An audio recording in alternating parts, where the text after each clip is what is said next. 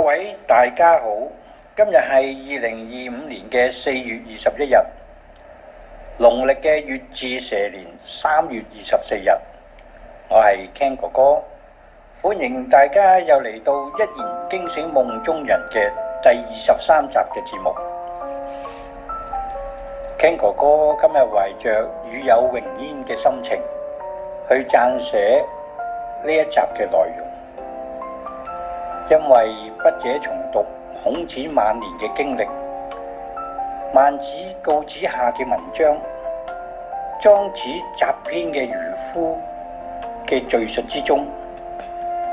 去吸收中華文化歷代古聖先賢們嘅傳承同埋嘅教導，藉此啟發思維，領悟出先輩們嘅修養、智慧同埋身心靈嘅磨練過程，如何完成人生嘅大任。今日一言嘅主題係來自孟子告子下篇第15章其中一部分嘅節錄。故天將降大任於斯人也，必先苦其心志，勞其筋骨，餓其體膚，空乏其身。相信從文字中都能夠理解到佢嘅意思，或者大家都有相同嘅經歷。但係全文嘅重點係在於隨後嗰3句：行拂亂其所為，所以動心忍性，真益其所不能。行拂亂其所為嘅行拂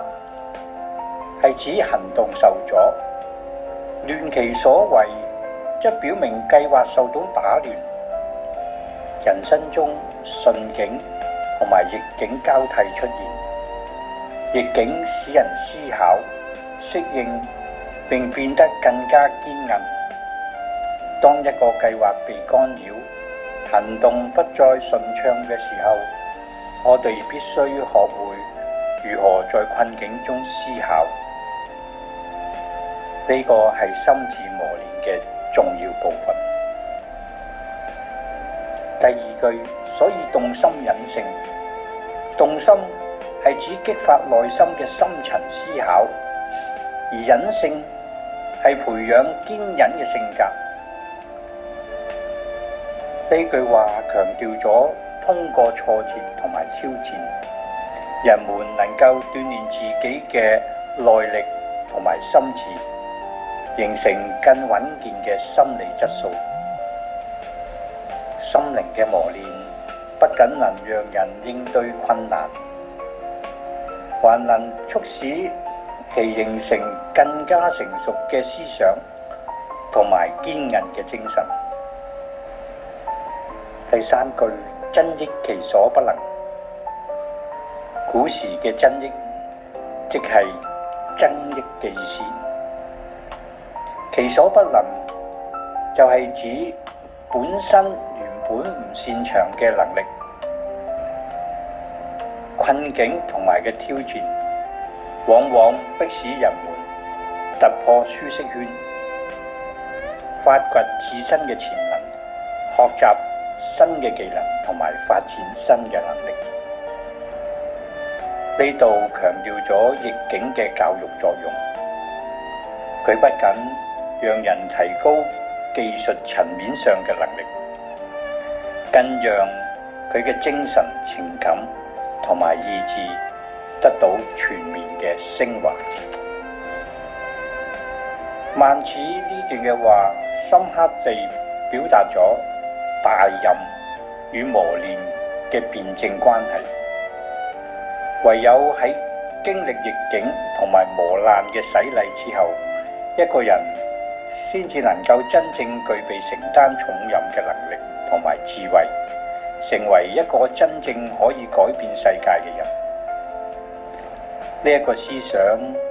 亦都完美地呼應咗孔子喺顛沛流離中嘅一段重要人生經歷。孔子喺50歲後帶着弟子們遊說各國諸侯，希望推行佢自己嘅治國理念。然而，由於當其時嘅政局混亂，各國嘅君主對孔子嘅思想不感興趣，孔子不得不在逆境中度過顛沛流離嘅14年。呢段艱辛同埋險些喪命嘅經歷，不僅喺身體上嘅考驗，亦都係心靈上嘅磨練。根據莊子漁夫嘅記載，喺69歲之年嘅孔子同埋佢嘅弟子喺遊歷途中偶遇一位漁夫。呢位漁夫指出，想治好國家，必須同時具備3大嘅要素，其中包括明君、賢臣、禮智嘅國民出現。僅憑表達治國嘅理念，並不能真正改變局勢。對孔子直言，不在其位，不謀其政。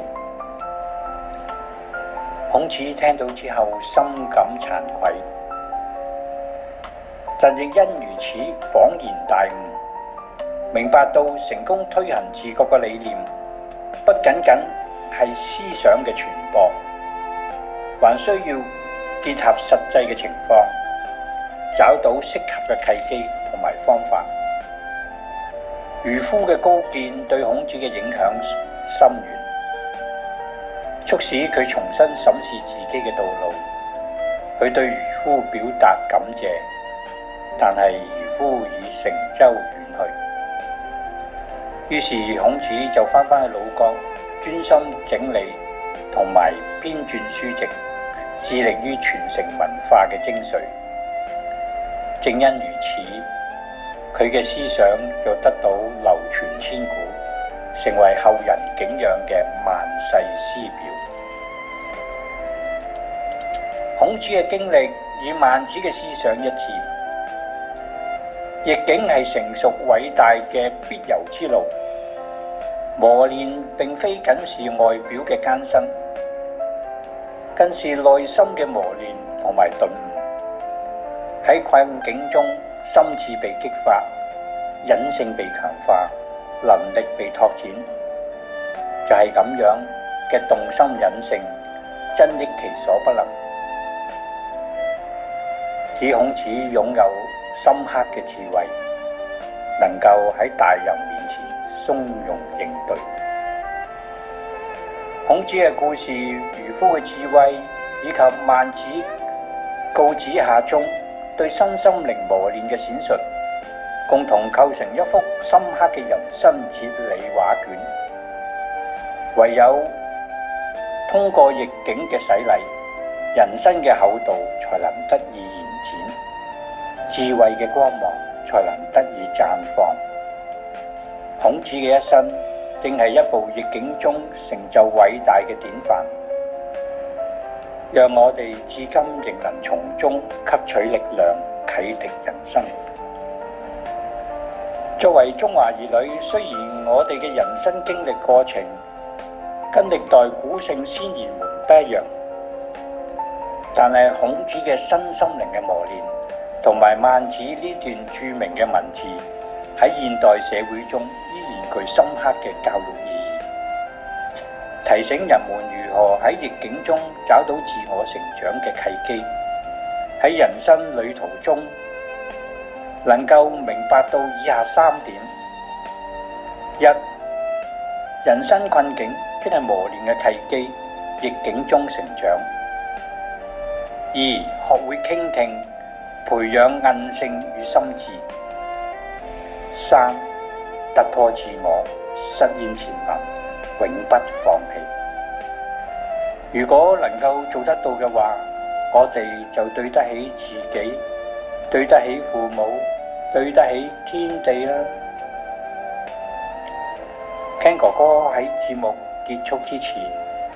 將孟子告子章句下嘅第15節嘅原文朗讀一遍，放喺置頂留言區，大家有時間就可以細心欣賞一下。今日嘅節目到此為止，我哋下集再會，拜拜。